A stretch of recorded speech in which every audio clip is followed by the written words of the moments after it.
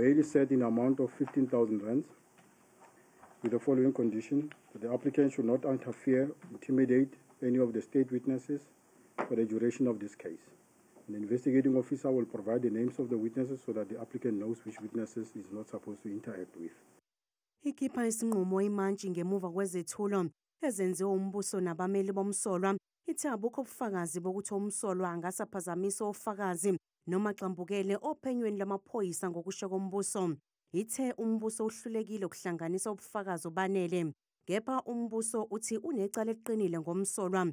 Uthi umsolwa unolwazi ngokwenzeka ngosuku lwesigameko kuleli plazi. The state, given the testimony of the investigating officer, clearly linked the accused to the offences that is standing before this court today. The state has a strong case against both accused. Ummeli womsolwa uyaziphika izinsolo zombuso. Uthi kukhona ubufakazi bokuthi ikhasimende lakhe lalingekho eplazini ngosuku lomhla ziyishumi kuNtulikazi nokuwusuku okwenzeka ngalo isigameko. It is clear from all evidence that when the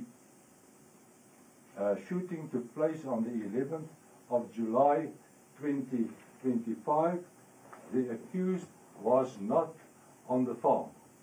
Icala lizobuyela enkantolo mhla ziyisishiyagalolunye kuMfumfu.